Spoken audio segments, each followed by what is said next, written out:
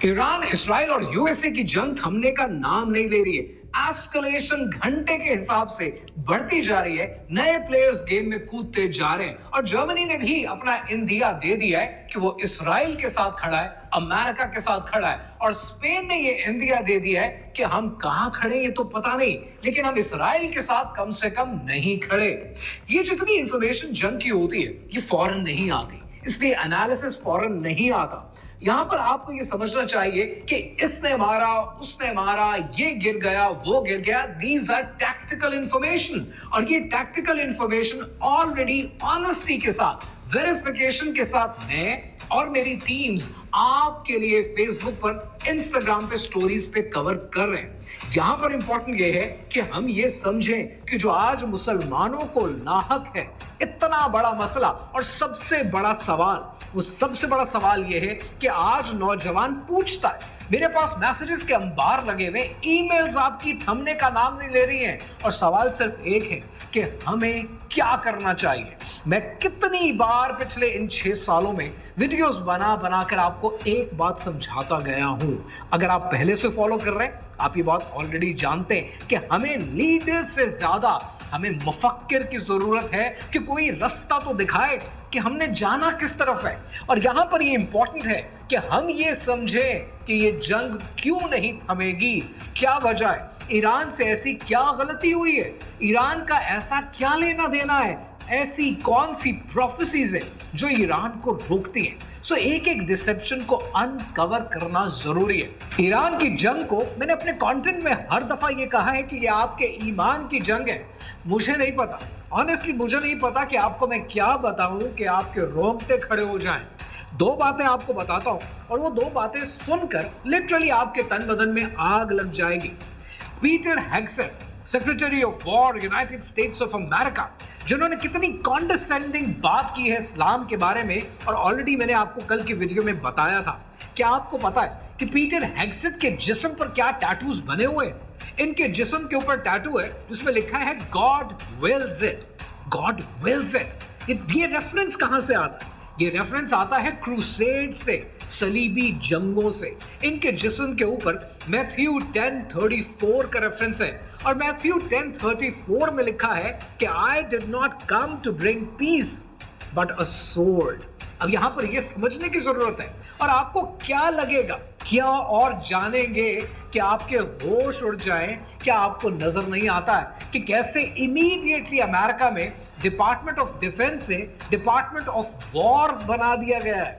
कैसे सलीबी जंगों के लिए तैयार किया जा रहा है? वो अपने मिशन पर कायम व दायम है, वो अपनी लाइनें ठीक कर रहे हैं और हम अपनी लाइनों में गिरने को तैयार नहीं है। मुझे तौफ है लिटरली उन लिबरल्स पे जो अभी भी कंटेंट में जगह जगह पर क्या क्या बातें बेचते जा रहे हैं। This is not geopolitics anymore. और अगर अभी भी आपको समझ नहीं आ रहा तो लिटरली ये एक चीज समझने की कोशिश करें। एक सवाल है, सिर्फ मुझे इस एक सवाल का जवाब दे दे। क्या आपको पता है कि जब ये ईरान पर अटैक शुरू हुआ तब एक लड़कियों के स्कूल पर अटैक किया गया, 160-165 मासूम बच्चियां, उन्हें शहीद किया गया। क्या आपको ये पता है कि उस स्कूल का नाम क्या है? उस स्कूल का नाम है शजरा तैयबा। शजरा तैयबा का मतलब पता है आपको? इसका मतलब है कि रसूल अल्लाह सल्लल्लाहु अलैहि वसल्लम की ब्लड लाइन। अब ये सब कुछ जानकर भी आप कहते हैं जियोपॉलिटिक्स है, गलती से स्कूल पर अटैक हो गया था। Everything is part of their plan. इसीलिए आपका जागना, आंखें खोलना और अपनी लाइन के साथ खड़ा होना जरूरी है। और जब आप इन डिसेप्शंस को समझने की कोशिश करेंगे तब आपको एक नाम सुनने को मिलेगा और वो नाम है प्रोफेसर जियान ज़ुक्विन। प्रोफेसर जियान ज़ुक्विन बीजिंग में पढ़ाते हैं, येल के ग्रेजुएट हैं, लेकिन 2024 में इन्होंने एक लेक्चर दिया और उस लेक्चर की जो फुटेज थी वो वायरल हो गई। 2024 में उन्होंने कहा कि ट्रंप इलेक्शन जीतेंगे, एक बार फिर इक्तदार में आएंगे और उसके बाद ईरान पर हमला होगा। और फिर आपने देखा कि एग्जैक्टली ऐसा ही हुआ। यहीं पर प्रोफेसर जियान ज़ुक्विन ने कल के दिन में एक बात बताई थी और वो बात जो थी वो ऑलरेडी आपको एक वीडियो पहले मैं बता चुका था और उन्होंने जिक्र किया कि 3 बड़े रीजंस हैं इस जंग के अकॉर्डिंग टू हिम। पहला है ट्रंप का तकब्बुर, दूसरा है ट्रंप की लालच और तीसरा है कि आज एप्स्टीन फाइल्स ने ये साबित कर दिया है कि ये दुनिया सीक्रेट सोसाइटीज चलाती है और उन्होंने एक सीक्रेट सोसाइटी का नाम भी लिया है और वो सीक्रेट सोसाइटी है इल्यूमिनाटी। अब ये सीक्रेट सोसाइटीज कौन सी हैं, ये करती क्या हैं और इनका टारगेट क्या है, जब आप ये समझेंगे तो आपको ये डिसेप्शन समझ आना शुरू हो जाएगी। कहानी क्या है, आइए समझते हैं।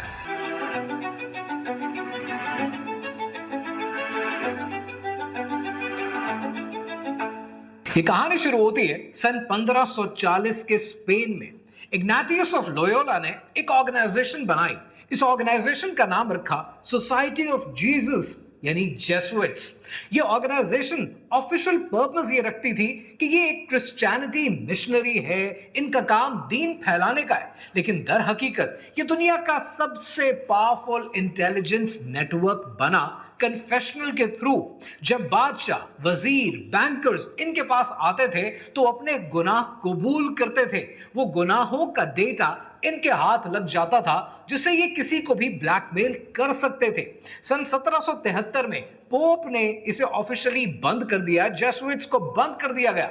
लेकिन 41 साल बंद रहने के बाद ये एक बार फिर मंजर आम पर आए और बहुत से आज दुनिया में ऐसे इन्फ्लुएंशियल लोग हैं कि जो जेसुइट्स को मानते हैं, जेसुइट्स की तालीमात पर चलते हैं। अब यहां पर ये बात समझने वाली है कि मैं जो बात कर रहा हूं, मैं क्रिश्चियनिटी को मजहब मानने वालों की बात नहीं कर रहा, मैं वो बात कर रहा हूं जो वेटिकन की एक सीक्रेट सोसाइटी है, वो लोग जो वेटिकन का कंट्रोल अपने हाथ में रखते हैं। यहां से आपको यह अंदाजा होता है कि करंटली जो पोप हैं इनका भी बैकग्राउंड जेसुइट्स का रहा है। जब आप इनको इंटरनेट पर सर्च करने की कोशिश करेंगे तब आपको यह पता चलेगा कि गूगल पर सर्च करने से यह पता चलता है कि जेसुइट्स बहुत ज्यादा, शायद हद से ज्यादा लिबरल्स हैं। ये LGBTQ को भी सपोर्ट करते हैं, ये लिबरेशन थ्योरी को भी मानते हैं और दुनिया में आज 14,000 लोग ऐसे हैं जो इन्हें फंड करते हैं। और जेसुइट्स की कंट्रोवर्सीज आज पूरे इंटरनेट पर फैली हुई है और प्रोफेसर ज़ुकविन ने डायरेक्टली जेसुइट्स का नाम लिया है कि ये वेटिकन को कंट्रोल करते हैं, जहां से मजहब के मानने वाले इनके कंट्रोल में आ जाते हैं। आज वेटिकन की अगर आप पावर देखें तो वेटिकन आज दुनिया में 180 से ज्यादा मुल्कों के अंदर अपने डिप्लोमेटिक मिशन रखता है, अपनी स्टेट है, अपना बैंक है, अपनी फौज है। और अगर इस पूरे इदारे को जेसुइट्स या कोई और हाईजैक कर ले तो उसकी ताकत का अंदाजा आप लगा भी नहीं सकते। सन 1666 के ऑटोमन एम्पायर में टर्की के अंदर एक ज्यूइश रैबाय हुआ करता था और इस ज्यूइश रैबाय का नाम था शबताई ज़ेवी। शबताई ज़ेवी ने एक दिन बैठे बैठे एक क्लेम किया और उसने क्लेम ये किया कि मैं मसीहा हूँ। लाखों लोगों ने मान लिया, लाखों लोग उसको मसीहा मानकर और जूडाइज्म का मसीहा मानकर उसके पीछे चलने लगे। और फिर अचानक सल्तनत उस्मानिया के सुल्तान के प्रेशर में आकर उसने इस्लाम कबूल कर लिया। उसके बहुत से फॉलोअर्स मुसलमान तो हो गए, लेकिन बहुत से और फॉलोअर्स थे जो खड़े हो गए कि ये गलत है, ये साजिश है और ये सेक्रेड सिन है। अब ये बात आपने बहुत गौर से समझनी है कि इसको ये सेक्रेड सिन कहते हैं कि सेक्रेड सिन है कि गुनाह ज्यादा करो, क्योंकि जितने गुनाह करोगे मसीहा की आमद उतनी ही जल्दी हो जाएगी। वक्त गुजरता गया और फिर 18वीं सदी आई। 18वीं सदी में एक इंसान खड़ा हुआ जिसका नाम था जेकब फ्रैंक। और जेकब फ्रैंक ने ये दावा किया कि मैं शबताई ज़ेवी का एक रीइंकार्नेशन हूं, मैं उसका दूसरा जन्म हूं और मैं मसीहा हूं।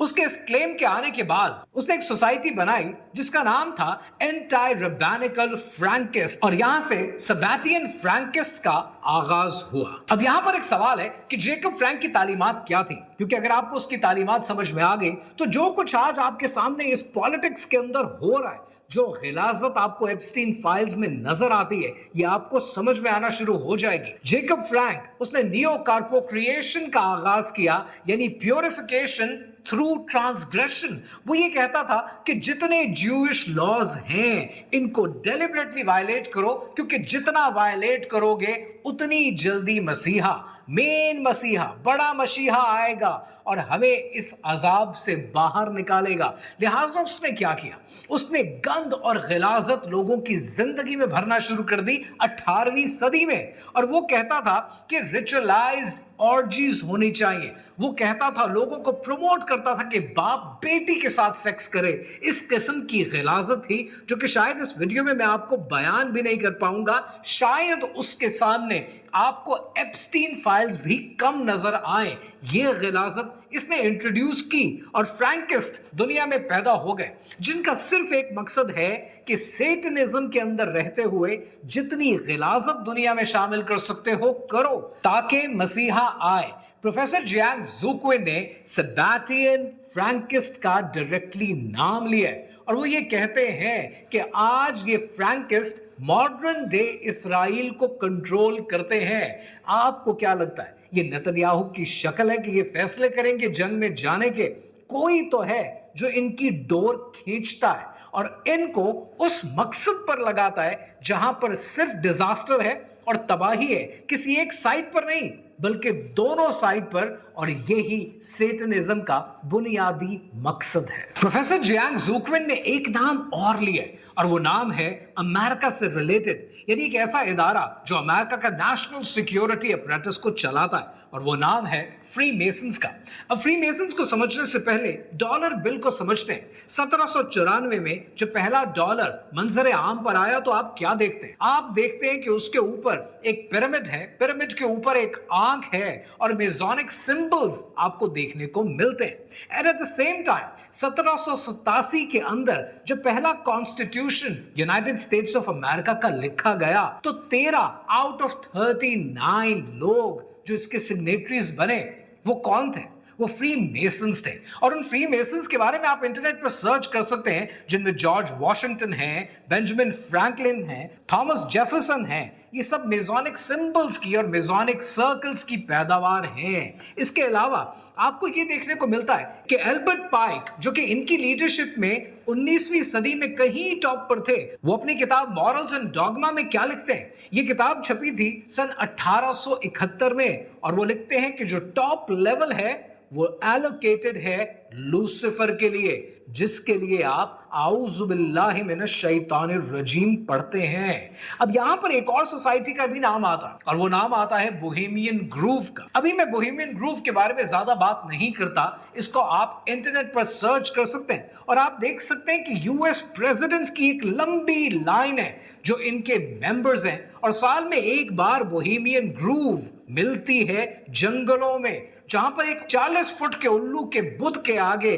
परस्तिश की जाती है। और क्या होता है वो शायद यहां डिस्कस करने वाला नहीं है, लेकिन यहां पर जब प्रोफेसर जियांग ज़ुक्विन नाम ले लेते हैं तो एक बात तो समझ में आती है कि इल्यूमिनाटी जब खत्म हुई, जो बज़ाहिर दुनिया के लिए, आपके और मेरे लिए खत्म हुई, तब उसके फाउंडर ने कहा था कि हमारे लिए बेहतर यह है कि हम अपना काम सीक्रेसी में करें, अपना काम छुप के करें।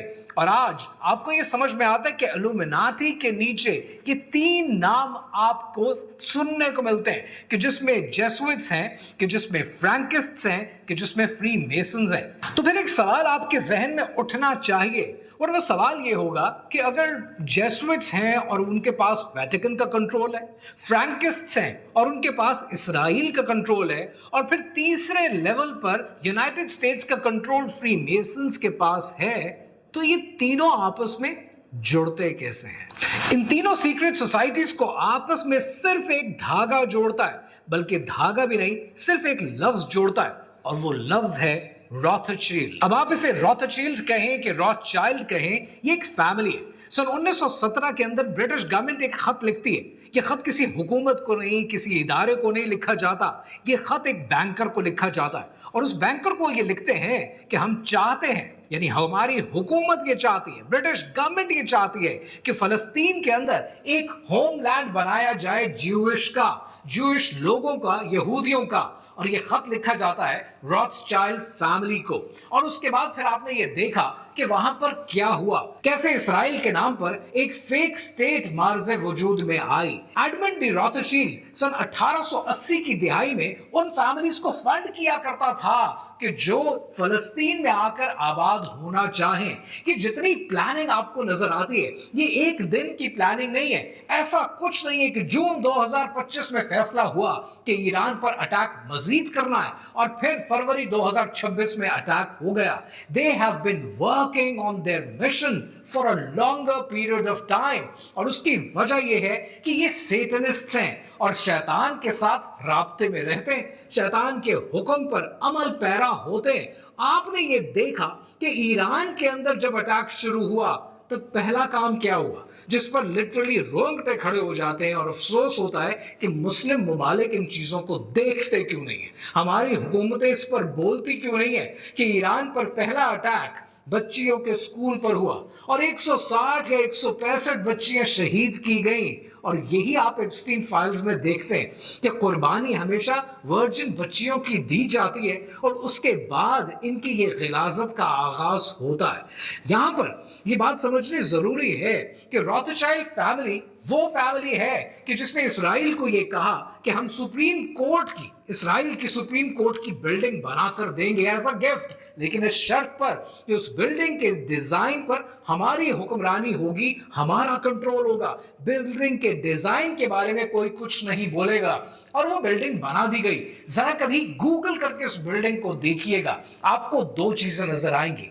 आपको उसके अंदर एक पिरामिड नजर आएगा और आपको उसके अंदर ऑबेलिस्क स्ट्रक्चर्स नजर आएंगे। अब ये ऑबेलिस्क स्ट्रक्चर्स बहुत मैटर करते हैं और ये स्ट्रक्चर्स क्या हैं, ये आपको तब समझ में आएंगे कि जब आप बुक ऑफ इनॉक को समझने की कोशिश करेंगे। ये ऑबेलिस्क स्ट्रक्चर्स वो हैं कि जब आप किसी मुल्क में घूमने के लिए जाते हैं और आपको लगता है कि ये मॉन्यूमेंट है और मॉन्यूमेंट का लफ्ज कहकर आपको चिपका दिया जाता है और आप खुशी से तस्वीरें खींचते हैं, आपको ये पता भी नहीं होता है कि ये बनाए क्यों गए थे। आपकी सोच से ज्यादा गिलाजत इनके कामों में मौजूद है और ऑबेलिस्क स्ट्रक्चर्स उसी का एक हिस्सा है, which I will be certainly talking about that in another video।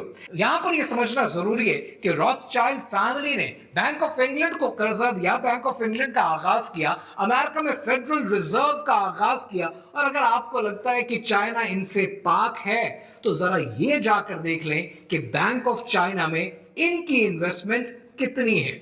यहां पर एक और चीज भी मंजर आम पर आती है कि एप्स्टीन फाइल्स के अंदर एप्स्टीन की ईमेल्स बड़ी मशहूर हैं। द इकोनॉमिस्ट ने रिसेंटली इसके ऊपर एक क्लिप किया और उन्होंने ये कहा कि हमने इस चीज को एनालाइज किया है कि वो कौन है जिसने सबसे ज्यादा ईमेल्स एप्स्टीन को भेजी और एप्स्टीन ने भी बदले में उतनी ही ईमेल उसे भेजी। तो आपको एक ही नाम सुनने को मिलता है और वो नाम है एड्रियाना डी रॉथस्चाइल्ड का।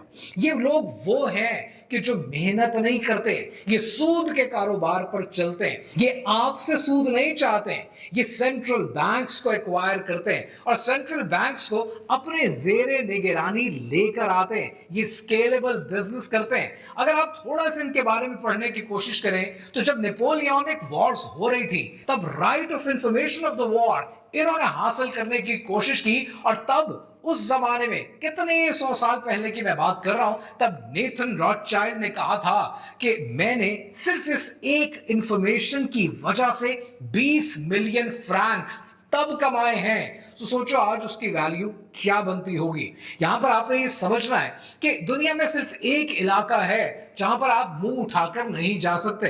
आप दुनिया में किसी भी मुल्क का वीजा ले चले जाएं, आपके पास बहरी जहाज है, आप कहीं भी चले जाएं, लेकिन अगर आप एंटार्क्टिका जाएंगे तो आपको जाने नहीं दिया जाएगा। सारी दुनिया ने मिलकर फैसला किया कि ये इलाका एक ऐसा इलाका है जहां पर परमिशन के बगैर 57 मुल्कों की कोई नहीं आ सकता, लेकिन वहां पर भी एक जजीरा है और उस जजीरे का नाम रॉथस्चाइल्ड आइलैंड है। अब यहां पर एक सवाल खड़ा होता है, क्या तमीमत दारी रज़ी अल्लाह ताला अन्हो उसी जजीरे पर गए थे? ये सवाल सोचने वाला, रिसर्च करने वाला है। लेकिन एक चीज आपके सामने क्लियर हो जाती है कि जब भी आप इस उल्टी दुनिया को सीधा समझने की कोशिश करेंगे तब आपको पता चलेगा कि दुनिया में ये सीक्रेट सोसाइटीज हैं जो हुकूमतों को कंट्रोल करती हैं, और वो हुकूमतें वो फैसले करती हैं जो ये सैतानिस्ट चाहते हैं। दुनिया में अफरा तफरी फैले, दुनिया में बिगाड़ पैदा हो, और इतनी जल्दी ये ईरान की जान नहीं छोड़ने वाले। Going forward in this deception series मैं आपके साथ शेयर करूंगा एग्जैक्ट आपकी जिंदगियों में साइंस को लेकर, बिजनेस को लेकर, पैसे को लेकर क्या क्या है जो डिसेप्शन क्रिएट की गई है, और ये कहानी अभी बाकी है।